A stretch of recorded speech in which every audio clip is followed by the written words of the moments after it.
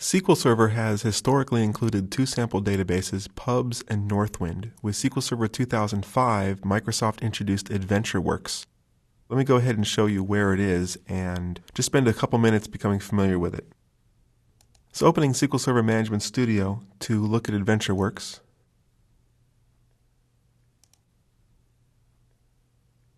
Opening the databases, AdventureWorks tables. You notice that there's several tables here. Each one is categorized by a different schema. Here's human resources schema, the person schema, production schema. The problem with AdventureWorks is that it is highly normalized, almost over-normalized in some opinions. The benefit of AdventureWorks is that there's lots of data, so it's good for testing larger processes and indexes and performance tuning. If perchance you did not install AdventureWorks when you initially installed SQL Server, and that's easy to do because the AdventureWorks installation is actually hidden and you need to drill down and find it and actually specifically enable AdventureWorks. If you just say install all, it does not install. Let me show you where you can find it on the web.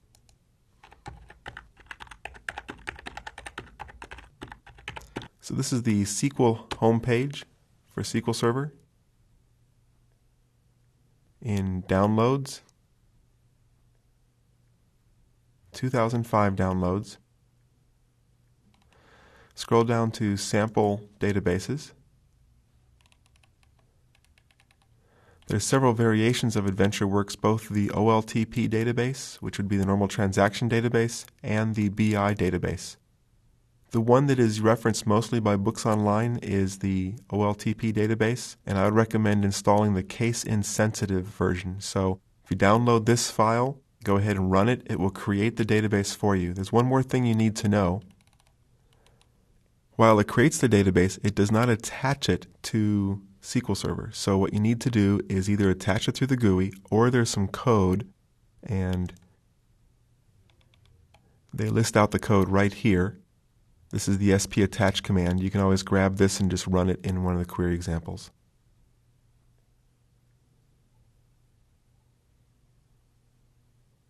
So that's how you can go ahead and install AdventureWorks after you do an installation of SQL Server.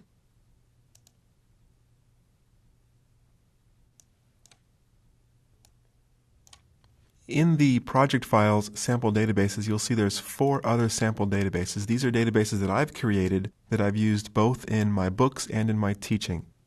They're specifically tuned for demonstrating specific aspects of SQL Server programming. So let's go ahead and install those as well. The Aesop database is a collection of Aesop's fables, nice, short, succinct little stories that are great for full-text search. So let's install that one. Double-clicking on Create, Connect. This is then a script which, when executed, creates the database. You can see the query was successful, and if we refresh the database listing, there's Aesop's fables. Inside of it is just one table with some fables.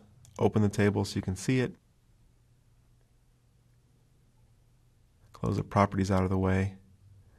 Give us a little more room. And you can see that there's not a lot of text in here, but it's a nice short little database, great for full text search type databases.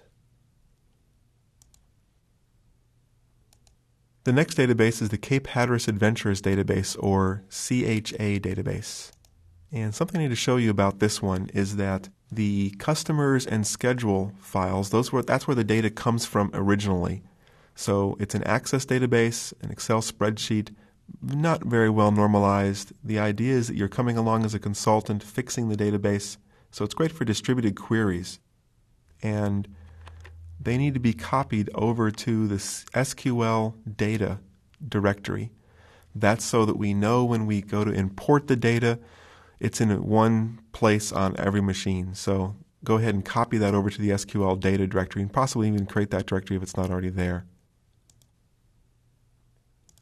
So run the create for CHA, run execute, just takes a second or so. The database created all the tables.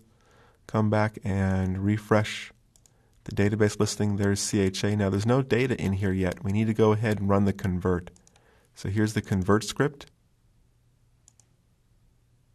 You'll notice that the convert script does pull the data in from the C SQL data directory.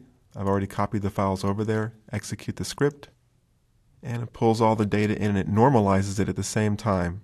And we'll walk through these scripts later on. And it pulls it into Basecamp customer event. Let me show you what it looks like originally.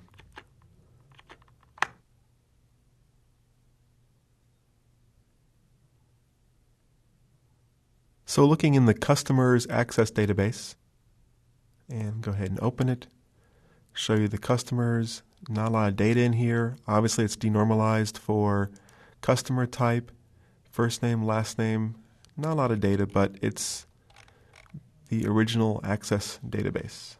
Close access, open the spreadsheet. The spreadsheet has primarily two ranges. The first one is the event code, the events, the tours, the guides. It's basically a schedule. The second range is a listing of participants as far as who actually attended each one of the events.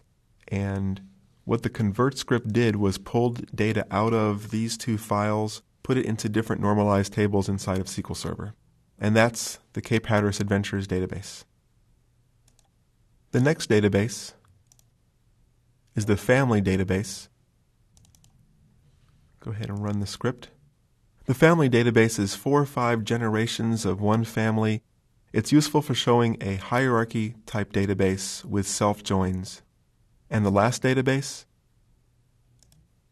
is the OBX Kites database. OBX comes from Outer Banks, North Carolina. So run this create script, and then run the populate script.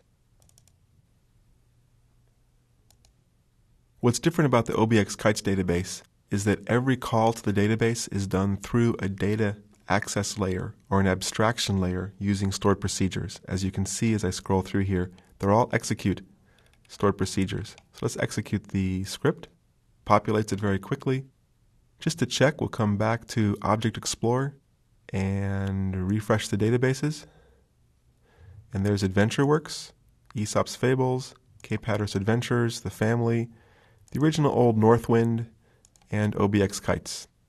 And those are the sample databases we'll be working with.